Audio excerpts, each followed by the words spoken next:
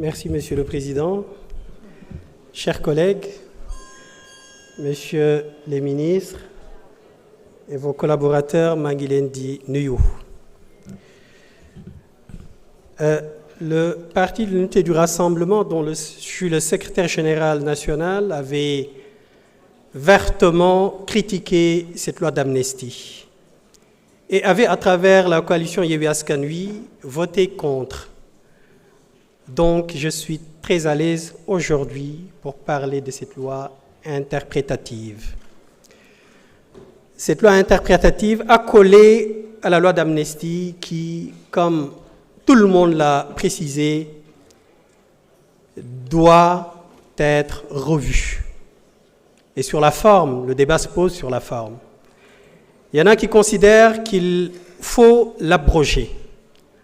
D'autres pensent que la modification partielle serait la bonne solution et le député Amadou Ba considère, lui, qu'il faut faire une interprétation de la loi. Moi, je suis de ceux qui considèrent que abroger la loi serait une demande dangereuse. Cette loi d'amnistie qui a été élaborée et votée de façon hâtive continue de traîner aujourd'hui ses tares. Et d'ailleurs, ce qui vaut cette proposition de loi interprétative. Abroger la loi d'amnistie reviendrait à fragiliser l'ordre juridique en ce que cette loi d'amnistie a déjà produit ses effets ou continue de produire ses effets depuis sa promulgation, depuis le 6 mars 2024. Le principe des droits acquis, l'intangibilité du principe des droits acquis et le principe de la non-rétroactivité se heurteraient à l'abrogation de cette loi. Elle produit ses effets depuis le 6 mars, je l'ai dit tantôt.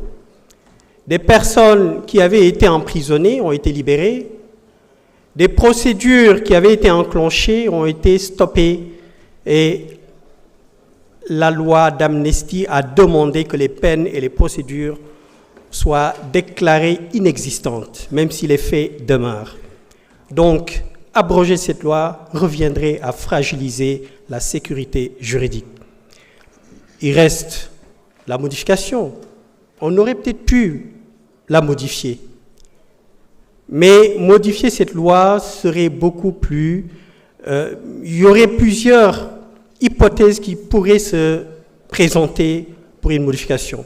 Donc la voie la plus simple, c'est l'interprétation qui a été cette proposition de loi relative à l'interprétation de la loi.